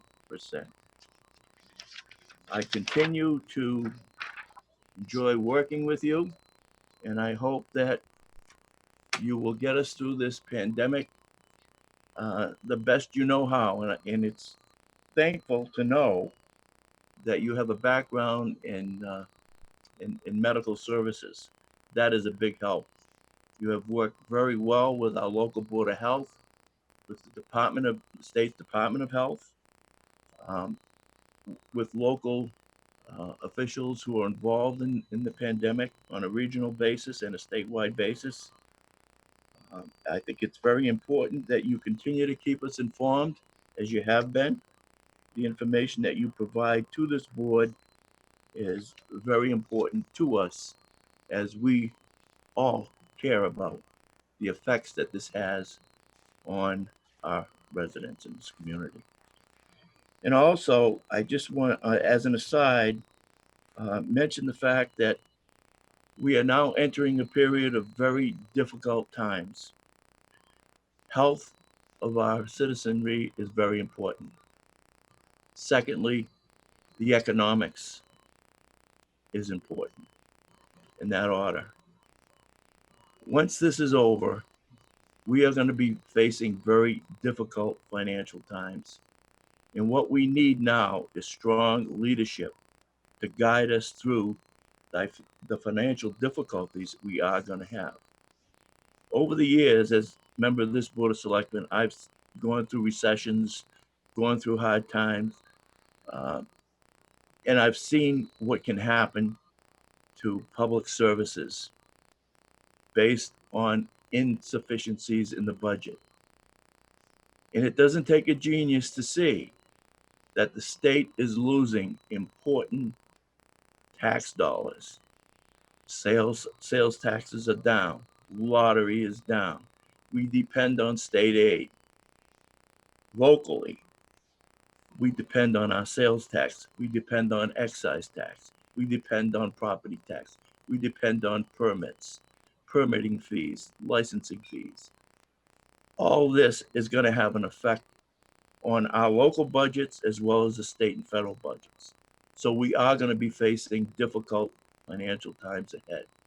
And now is the time where we need solid, good financial leadership. And I am happy to say that I think we have the right person in that position that can help this town get through it. I know we have a board that is solid in that regard. I think we all have the best interest of the community at heart. We're all concerned about what effects our future budget is going to have on the citizens of this town. There's going to be some hard times ahead. And we as a board, and myself as a board member, look forward to working with you to get through these very difficult times. Thank you. Thank you, John. All right, I have a position on this board that's probably a little different. I concur with the manager constantly. There's not too many days that go by where her and I aren't in contact, including weekends. And as many of you have mentioned, she's a very hard worker. She's working late nights, weekends. It's amazing. Like Selectman Triano says. She's like burning the candle at more than two ends. I think she burns it in the middle, the side, everywhere, you know? So I'm going to quickly go through my evaluation. When I go through the budget, finance, public safety, public works, technology, I gave her a 10 on all of those areas. I think she's superb in those areas. The only two that I didn't give was human resources and public services. I gave her a 9. She's super at that. And there's just been minor issues in that have occurred. It's very minor. So when I look at that category, and I get into things like oral communications, written communication, or administrative functions, or planning. I get into organization, like John said, you can't get much better than she is. Directing and leading and problem solving, again, I gave her the maximum in those areas of 5. And the only one was controlling, you know, is that it says a very, very minor, but I gave her a 4 there. So that's a total of a 39 in those areas. Again, she is such a hard worker. She really is good with people. She's good with her department heads. The things she finds for grants in our budget, I just can't commend her enough. So, and again, like I said, I have a tendency that my communication with her is right up there. She keeps me well informed. We throw things around at each other, and I usually confer with the board at times to get your opinions. I really, about the only goal I have for her is I'd like her to keep working hard with the cable situation to see if we can get this resolved, and I'm sure she will, so that we can get our meetings more publicly available than they are now. You know, again, it's nicer on YouTube, but a lot of the elderly, like John said, myself included, we're not too savvy when it comes to that stuff. And so I know quite a few that are missing the board meetings because they don't have YouTube or don't know how to do it. So, and then the other thing is I'd like her to continue working with the police and see if we can get that civil service requirement fixed a little bit. So if there were 2 goals that I was looking this year for, those would be my 2 goals, because I think, again, she's doing exceptional. So when I go through my numbers and calculate everything, I don't know. I give her a 97. So that's an outstanding area. Again, I think that this town is in such good shape because of her realm, the money she finds. Look at the, you know, thing that she just found with the business down the street. You know, where we're getting, you know, quite a few $1,000s more out of that, simply because she found a little clause in that contract. And she's very intelligent. She's very hardworking. She's a good person. She has the town at heart. She really tries to help people in every way, shape, and form. As far as I'm concerned, she is sympathetic to her employees and tries to work with them in any way she can. So those are my overall comments. And again, Jen, I just ask you to keep up the good work, as I'm sure you will. And as John said, we're going to be in tough times, but if anybody can help us through it, I'm sure you're the woman that can do it, as you proved so far, saving the taxpayers a lot of money with the various grants and so on. You've helped our fire department. We've got an A-class chief now, as far as I'm concerned. That department seems to be moving in a good direction. And so just ask you to keep up the good work. So when I do the averaging of all of our scores, I come out with a total score of 88.6, which puts in her in the outstanding category. And I'm not going to discuss it tonight, but I would like to set it up for an agenda item in our next meeting, Jen, that we discuss how this would affect your merit rating or your, as far as what we can do with you for your wages or your financial thank you, I think, from the board. So I'd like the board, if you would think about that, you know, at that type of a rate, you know, she's right up there in the outstanding area. I personally think she deserves a substantial increase in my estimation because of what she's done. She's a proven hard worker. And again, the money she's saving the town, the things she's doing for the town, I can't thank her enough. So I would say that I would like to just continue this at our next meeting where we can discuss what our feelings are for her financially in the future. Is that okay with the board? Can I get a nod or something from people? Is that okay? Cool. All right, then that's what we'll do. We will continue our next meeting, Jen, just if you can put that on the agenda, and we'll discuss what we do from there as far as your how well you've done this year. Okay? Yes, thank you, Mr. Chairman. If I may, just as a Sure. brief comment to all of the board, I greatly appreciate your feedback. In reviewing the goals you had set forth for me last year, there's not one that I have not either accomplished or worked very hard to implement. Whether it's been the vice chairman's desire to have an OPEB funding plan, which we now have our first funding plan on the books, whether it's looking to build the town reserves. As you know, I have had 2 consecutive years of record amount of free cash put into our coffers, not only for infrastructure, but to help build our rainy day fund, which I have been stressing the importance of ever since I have arrived in Oxford.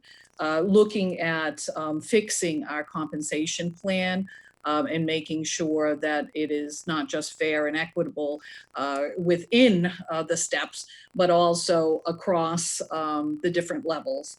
And also looking at backing up our data in our town records. There has been a huge concerted effort taken by my management team to enhance our cyber security and to address long-term vulnerabilities so that we have the ability not only to have all of our town records backed up, but to also ensure that our public safety divisions are insular and far more protected than they ever were in the past.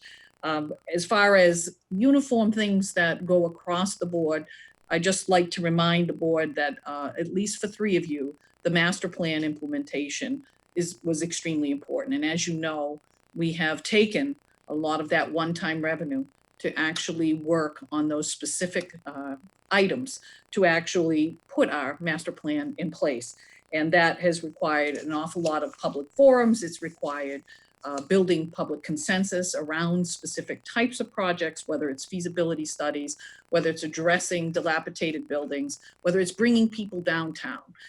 There's been so much activity and it's been such a refreshing challenge for me administratively to work for this community in ways that I think build not only on the master plan, but move it forward. So I want to say, whether it's energy reduction plans that were really important to Selectman Sad, as you know, we've garnered our first multi-year grants that will be in total of in excess of well over $1 million.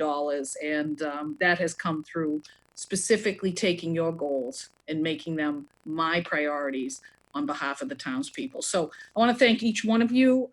It's a delight to work from all of you every single day. I can't say that every single issue we're always going to agree on. There'll be things that, you know, I need to be educated about, and there are things the board, you know, hopefully also takes in stride when we have differences of opinion. And that's what I think makes a good manager, is being able to understand the different roles we have. Having said that, I deeply appreciate all of your input, and I thank you. All right, thank you, Jen. The next item on our agenda is the town manager's report for requests on votes, announcements, reminders. Jen, you're up again. Yes, I know. Thank you so much. And hopefully we will be able to get through this fairly quickly. There are some votes. The first one being for the minutes of the executive session of March 12th. I would be looking for approval. Two were absent, Selectman LeBlanc and Selectman Daniels. Entertain a motion to approve those minutes. I make that motion. Do I have a second? Second. Thank you. I have a motion and a second. I'll call for a vote. Abstain. Yes. Abstain. Yes. And I'll say yes. That's 3 yeses, 2 abstentions. Yes. All right. Town manager. Yes, Mr. Chairman, for each one of these votes, because we're doing it remotely and we're trying to prevent people from coming in, especially you, to keep you all safe, we're asking you also take a vote, Mr. Chairman, to authorize the Board of Selectmen's secretary to electronically sign the minutes on your behalf. So that would be another vote. I'll entertain a motion to authorize our secretary to electronically sign our names on the votes that we take today or in the future too. Can't hear you, Cheryl. Thanks. I know. I make that motion. I Thank you. second that motion. I'm just laughing because for once I couldn't hear you. I love you. Oh, okay, we have a motion and a second. I'll call for a vote. Yes. Yes. Yes. And I'll vote yes. It's 5 in the affirmative. We'll allow our secretary to electronically sign our names. Thank you. Town manager. Thank you. The next item is another set of minutes dated March 24th for that meeting. Once again, everybody was present, so I'd be looking for a vote to affirm and approve the minutes and to authorize the secretary to sign them. Entertain a motion to approve those minutes and to allow the secretary to sign those names. Second. No, you're We gonna need to make, hear her though. there you go, I Cheryl. make, Why I don't you- make that motion.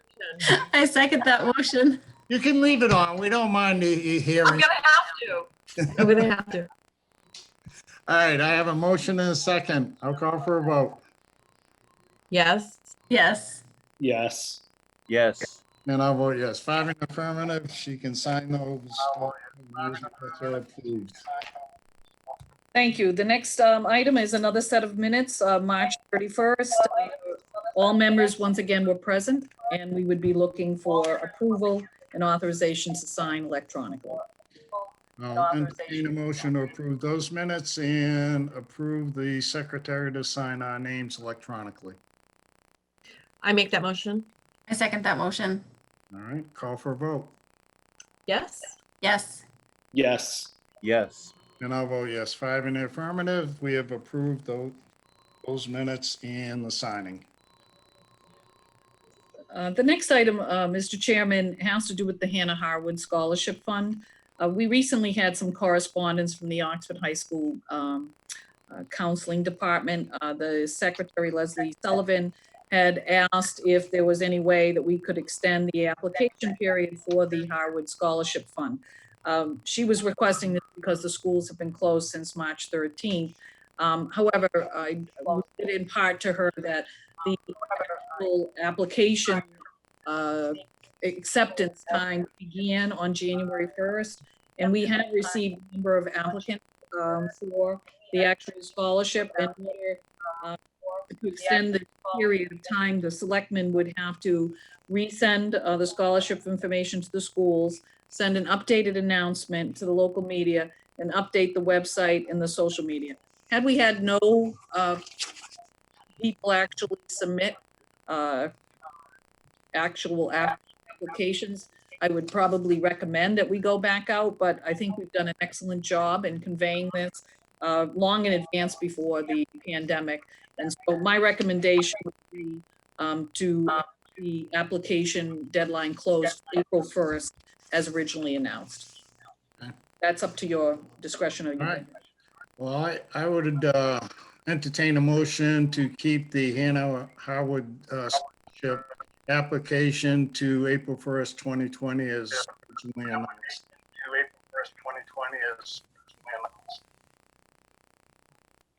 I'll make that motion. I'll second that motion. All right, is there comments? I'll second that motion. All right, is there comments? No, hearing none, then I'll call for a vote.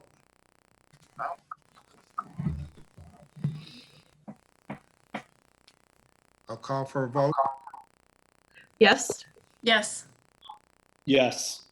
And I'll vote yes. 5 in the affirmative. We will keep it at April 1st. then.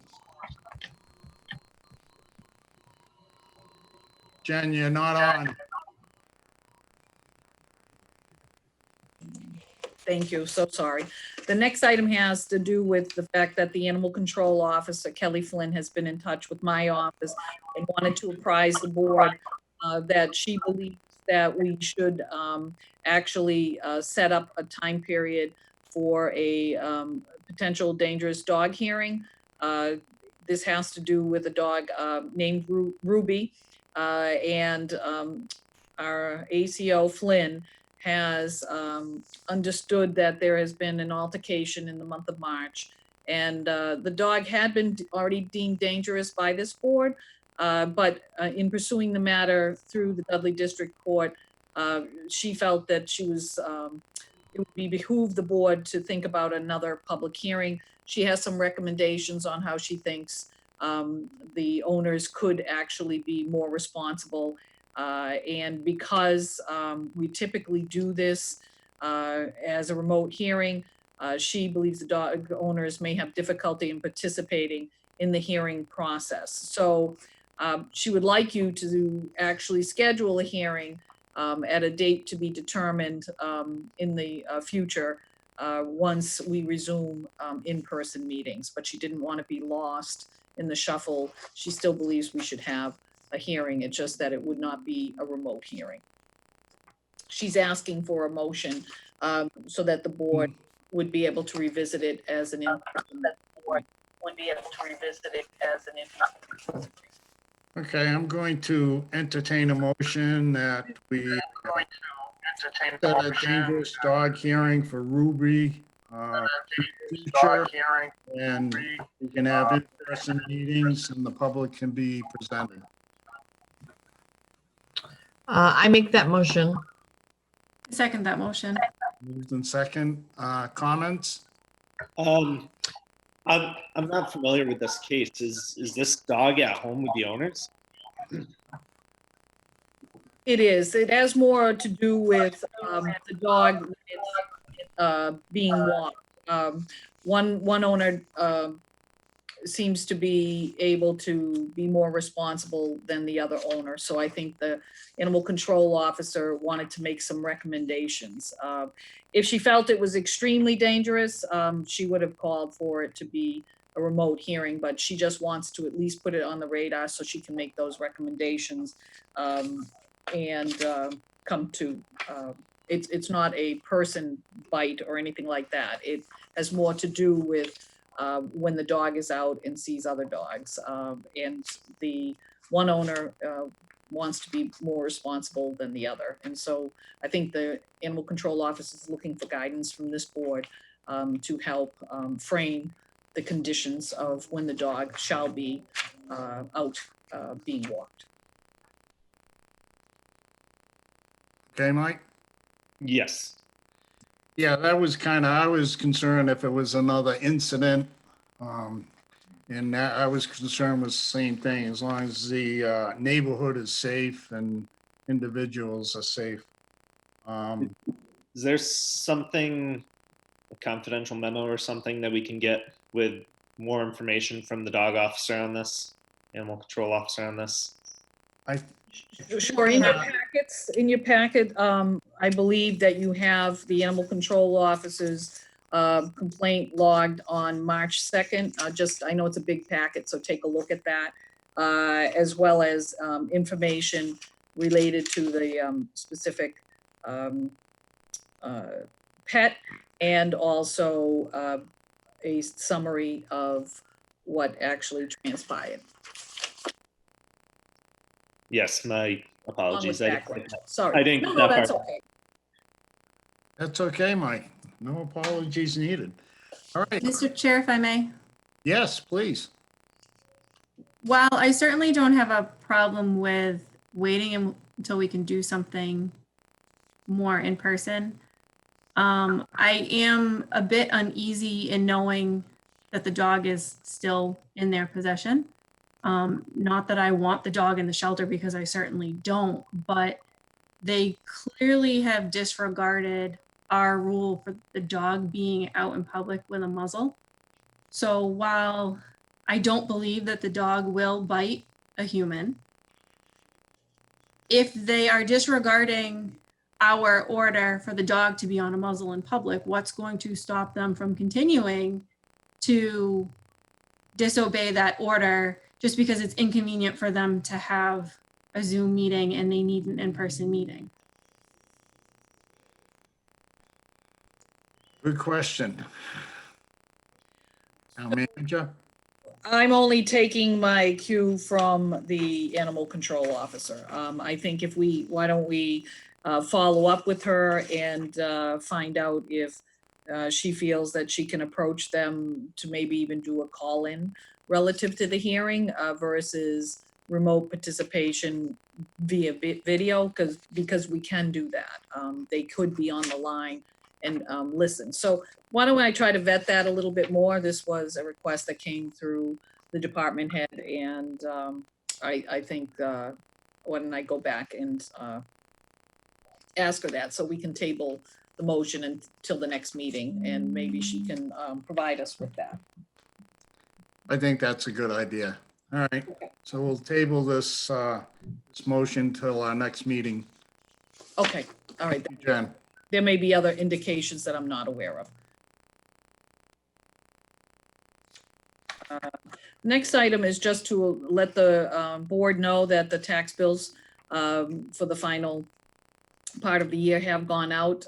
They also went out with the official notice that the board had approved in advance to allow both penalties and interest to be waived on any real estate tax bills that were to come in beyond the normal deadline that was set for May 4th for payment. That extension was granted to June 1st. And I just wanted everyone to know that that has happened. The next item is relative to a request for John S. Lane's special permit for earth removal. It's a renewal request that is set to expire on April 15th. However, because of the COVID-19 emergency, there has been special legislation that permits that all permits will not expire until the end of the emergency, which has been declared by the state. So after consultation with town council, the board may take some action on this renewal of a permit, but it's not required to act on it during the COVID-19 emergency. Also, based on council's guidance, I would recommend that we plan to address the permit renewal at a future meeting. There are some things that have changed in terms of ownership, and I think that in order to do a real proper vetting, it would behoove the board to delay the taking up of the renewal till post the declaration of the state of emergency has been withdrawn. Jen, I have a question. Where there's new ownership, so do they have to reapply and go through the whole process for earth removal? So there are things about the, not necessarily it's the change of ownership financially. And so that's why I think we need to have, a little bit more discussion about that and what does that change and what does that not change? And so I think both our engineer and other people, including the assessors, want to take a look at the application, which is, this thick. Right. And make sure that this board will have the answers to any questions that they will seek. And of course, we have people stretched in terms of resources from the DPW and our engineering staff. And I think that it would be helpful to give some additional time to look at that. So what they have is in place remains, and it gives the board ample time to actually properly take a look at the renewal application for a special permit. Any other questions? No? Okay. The next item is just to alert you that the Department of Veterans Services has notified the town on March 13th that it approved our regional application, which has involved a lot of meetings with myself and the town administrators or managers of Charlton, Auburn, and Southbridge. That approval will remain effective to June 30th of 2022. Obviously, that saves the town money as well and allows us to share a regional veteran service director. I wanted to make sure that the townspeople know that the bulk item drop-off has been postponed. After consultation with Casella Waste Management, it was originally scheduled for April 25th and May 2nd, and due to the risk related to COVID-19 pandemic, it has been postponed, but the announcement regarding rescheduling will be in the future, and we'll make sure the community knows.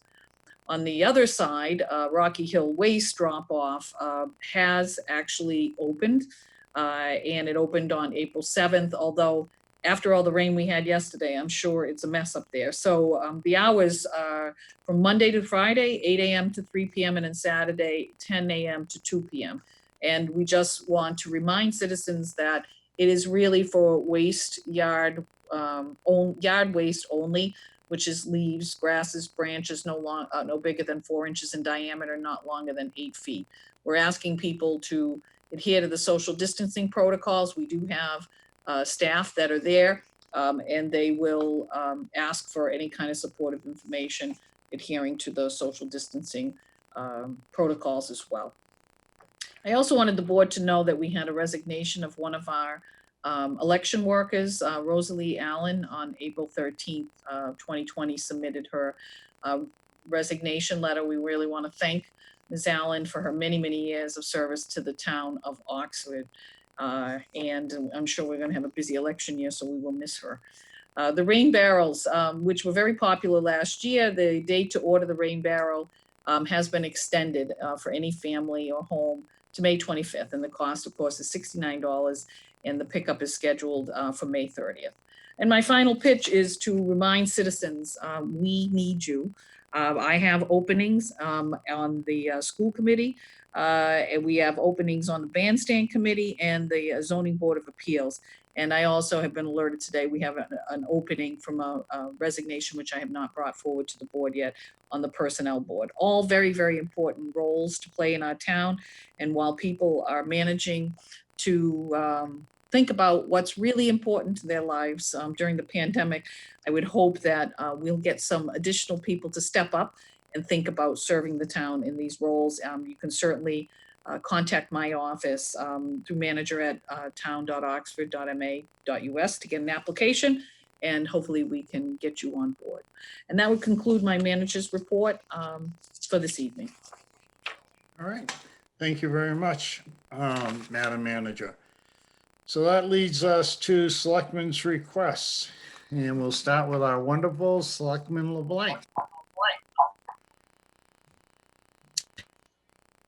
I just want to say thank you for the residents. We've shown, as a community, we've shown an amazing amount of cooperation and kindness towards others, patience while standing in line at Market Basket and Home Depot and Walmart.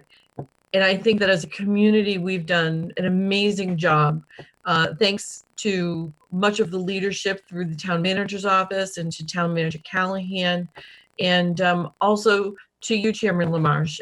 You do lead us. You do take calls morning, noon, and night. And grateful that we have the two of you in this leadership capacity. And I'm all for ending this pandemic any day now. So let's hope we hit it soon and we can get back to normal business. But in the meantime, I'm glad to see everyone here as well. And help as we continue to get through this. Thank you. Well, thank you, Cheryl. It's a good thing I don't have to leave the house because my head is getting bigger at the moment, so. But it's more our town manager than me doing anything, but thank you. Very good. Selectman Triano, you're up next. Good evening. First, I just wanted to say another heartfelt thank you to Dave from Paragon Power Washing. Back on April 1st, the whole playground cleaning thing came about from a Facebook post, apparently. Back on April 1st, one of the residents reached out to me and said that they had seen a post on Facebook from this company that they had done 2 of our surrounding towns and that they were willing to do any other towns that may need it. And could I please get in contact with him regarding possibly cleaning Oxford's playgrounds as well? So I called him on April 1st, left a message. He called me back probably within 20 minutes and absolutely was over the moon excited to help the town out. Just needed something in writing from me, giving him permission to be on our property. He had said that the dean of students, who he couldn't remember her name at the time, had also reached out to him. So he was going to be able to do both the school and the town's playgrounds for us. I reached out to JWD, who also reached out to the DPW so that we could coordinate a time for him to come out and get access to Treasureland and the schools, because obviously all of our playgrounds are locked. That all happened the same day on April 1st. So I just want to say thank you. I also spoke to Jen shortly thereafter, who said she was going to follow up with the superintendent to make sure that the superintendent did follow up as well to make sure the schools could be done. So I just wanted to say, first of all, thank you to the resident who brought this to my attention so that we could bring it to the attention of the town and really get this done, because it'll be nice to have nice, clean playgrounds once our kids are able to play on them. And I think it was a wonderful thing for this company to do for no benefit to themselves, but just to make it so that the kids will be clean when they go back. So again, I just wanted to say thank you to Dave at Paragon Power Washing, and also thank you to Jen and the DPW for coordinating it and making it happen. I also want to send my well wishes to our fellow officer who has COVID-19, and I'm glad to hear that he's recovering well, and I'm over the moon happy to hear that the 15 other officers that have been tested have been negative. So I'm hoping that we are able to continue to maintain healthy departments. And also, I just wanted to kind of tip my hat to the fire chief as well for the North Station being opened. I have heard nothing but praise and appreciation for the North Station being opened, especially being a North Oxford resident myself. I am amazed at the difference in response times to North End calls. I happened to hear the other day that there was a call right down the road from me, and normally that response time would be close to 13 minutes, and it was no joke, a 4-minute response time. So the taxpayers, the residents, they're definitely noticing it. I hope that once this is done, we can figure out a way to keep the station open, because that's all that I've heard from people around here. Also from the police department, I've heard as well, you know, can we please keep this department, this North Station open? So just want to say thank you to the chief for continuing to doing what you're doing to get all of your department on board with having it open. I know you have a small crew as it is, but to be able to do what you've done and to service the town between the two stations, I'm very appreciative of it. And again, to our residents, thank you for doing your part as well and staying home. We can get through this. That's all. Very good. Thank you very much, Selectman Triano. Selectman Daniels. Good evening again. I don't have a whole lot tonight. I've been staying cooped up at home, so not getting out and doing very much. So I just want to touch base real quick. For the town manager, number 6 on your COVID update with the reaching out to senior citizens and all that stuff. There's been a couple programs brought to my attention. One is called Are You Okay? And then the other one is called Calling Care. Both of them, it's areyouok.com and it's the letters RU and then callingcare.com. They're programs that are set up that send out automated phone calls daily to people that sign up to it, that are willing to sign up to it. And after 2 phone calls, if nobody answers them, then whoever's monitoring the system, i.e. dispatch, would get a fax listing the people that didn't answer, and they could send fire or police over to do a well-being check on those people that signed up. So that's something that we could look into for the town. That would be great right now for the pandemic, but also something maybe that we could keep for the future, just to be able to have more of a quick response. I know a lot of times with senior citizens, it's Meals on Wheels delivery drivers that kind of call and give a heads up at the end of their route. So this would be something a little bit quicker. Then the other thing I wanted to reach out about was the public service announcement that you put together with our faces and voices on it. Thank you for that. It was a great video, and hopefully it gets the impact we're looking for. One last thing is just if families have the opportunity to and financial means to, I know times are tough right now, just get out and support local businesses in regards to restaurants that are still open.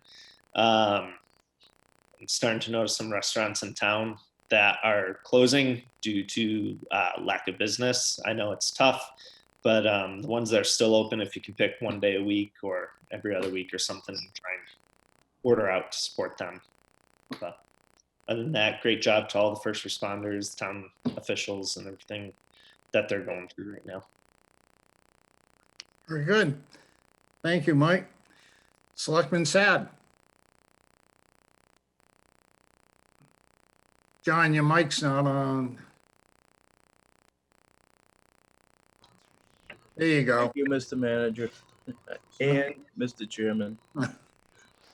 I'd just like to say that I'd like to extend my best wishes to all 12 of the individuals who have tested positive. I know it must be stressful to have to stay in, stressful to your families. I know I wouldn't want to have anyone in my family go through knowing that they have tested positive. But further, I'd like to also extend my sincere gratitude to those frontline workers, the grocery attendants, the shelf stackers in Walmart and Market Basket. These people put themselves right out front. And I've noticed that a lot of the stores now, the convenience stores in particular, have put a barrier between them and their customers. I know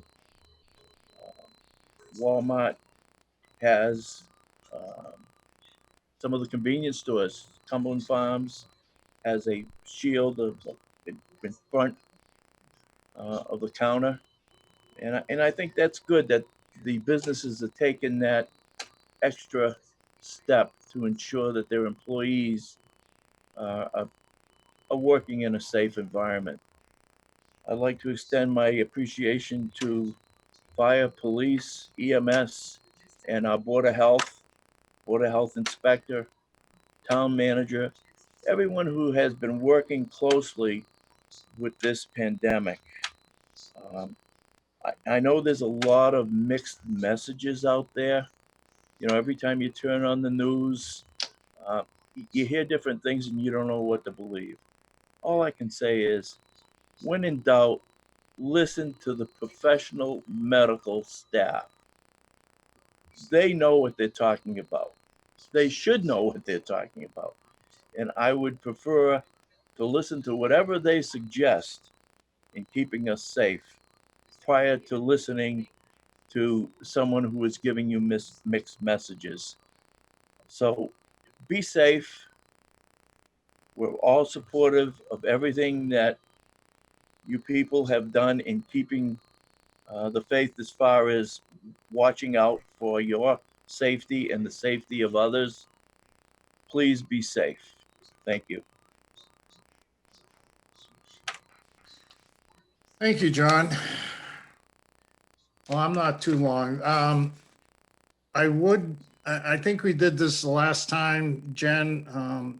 I was wondering if we could send out letters to those businesses and residents that have donated those items to the town. I think that is just unbelievable. You know, when like a Home Depot gives you those 3 HEPA devices, you know, it's just things like that, and the individuals that what they're doing. So I personally would like to see us send some thank you letters out. I think that would be appropriate, if you would I please. do too, and we will.